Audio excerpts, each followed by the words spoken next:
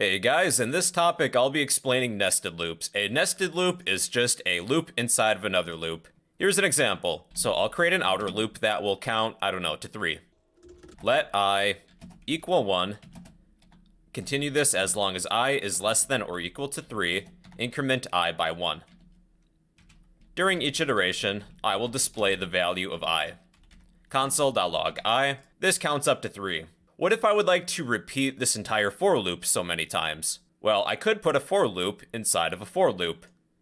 So let me copy this, get rid of this line, and paste another for loop within the curly braces of the outer for loop. We have a nested loop. It's a loop inside of another loop. Now, one thing with nested loops is that you'll want another counter besides I, because we don't want to reuse the same counter. A common convention of the counter of nested loops is that they'll use a counter of j, because j comes after I in the alphabet.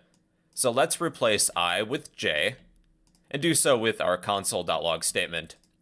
So if I was to run this program, we would count the numbers 1 through 3 times. Once we complete all of our iterations of the nested loop, we then complete one iteration of the outer loop. If I change this outer loop to continue as long as I is less than or equal to 2, well then we will repeat this inner loop a total of 2 times. Here's a different example. Let's use nested loops to draw a rectangle within our DOM, and we'll accept some user input.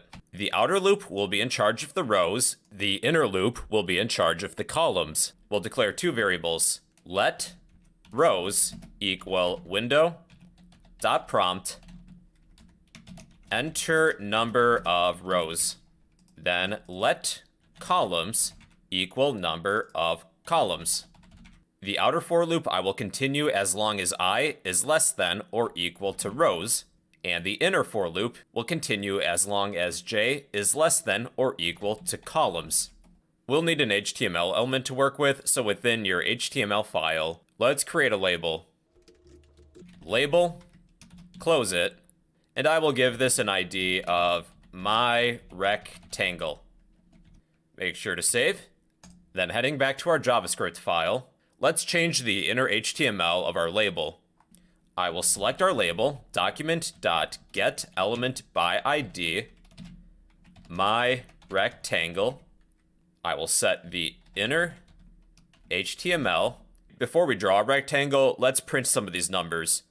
I would like to append the inner HTML. I will set this to plus equals our counter j.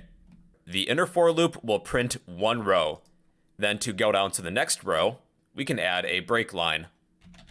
Document.getElementById, my rectangle, dot inner HTML, and I'm going to append a line break. Okay, so let's try this for now. We'll just print some numbers. What about 3 rows and 9 columns? So we have 3 rows and 9 columns of our index j. Let's replace these numbers with maybe a symbol, so it's an actual graphical rectangle. Let symbol window.prompt enter a symbol to use, and replace j with our symbol. Enter a symbol to use. What about a $sign? Press OK. Number of rows, maybe 4 rows, 5 columns. And we have a graphical rectangle. Let's try it again. What about an asterisk? 3 rows, 9 columns. Sweet. So yeah, everybody, that's a nested loop. It's a loop inside of another loop. When you encounter them, it's kind of situational. In this video, we used a nested loop to help us print a rectangle. So yeah, that's a nested loop, everybody. Hey, if you found this video helpful, be sure to help me out by smashing that like button, leave a random comment down below, and subscribe if you'd like to become a fellow bro.